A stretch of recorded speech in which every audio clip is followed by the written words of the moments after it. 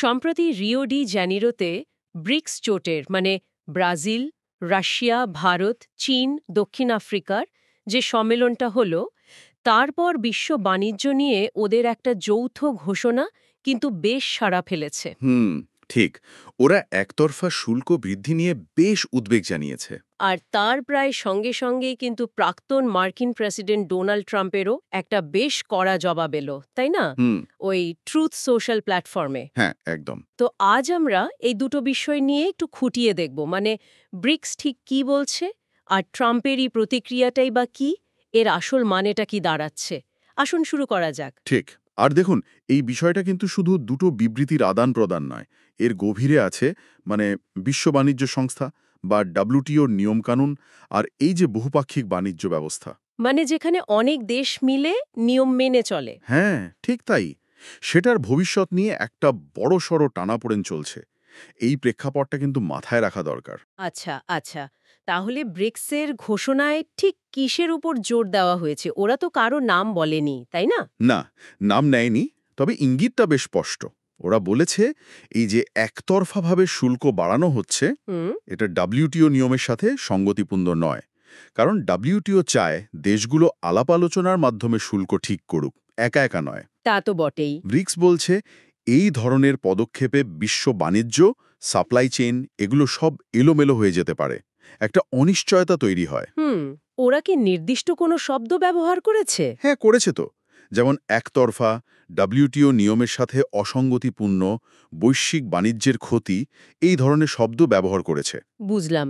কিন্তু ব্রিক্স দেশগুলো নিজেরা কেন এতটা চিন্তিত এটা নিয়ে? ওদের স্বার্থটা ঠিক কোথায়? দেখুন, এখানে ব্যাপারটা কিন্তু বেশ ইন্টারেস্টিং। প্রথমত, এই রকম বাণিজ্য যুদ্ধ তো বিশ্ব অর্থনীতিকেই ধাক্কা দেয়, তাই না?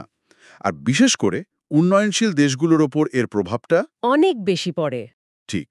দ্বিতীয়ত, ব্রিক্স তো বেশ কিছুদিন ধরেই নিজেদেরকে এই পশ্চিমা নিয়ন্ত্রিত বিশ্ব ব্যবস্থার একটা বিকল্প বা ভারসাম্য রক্ষাকারী শক্তি হিসেবে তুলে ধরতে চাইছে। হ্যাঁ, সেটা দেখা যাচ্ছে। এই ঘোষণাটা সেই চেষ্টারই একটা অংশ।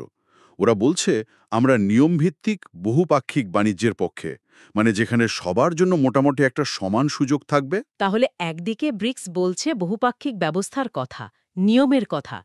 কি শোনা গেল? উনি তো চুপচাপ ছিলেন না নিশ্চয়ই। ওহ, একদম না।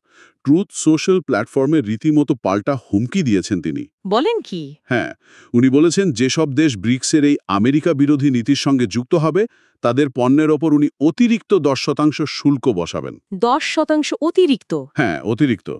আর এটাও খুব পরিষ্কার করে দিয়েছেন যে এই নীতির কোনো ব্যতিক্রম হবে না। এটা কিন্তু বেশ বড় একটা ঘোষণা। সত্যিই তো, সরাসরি হুমকি।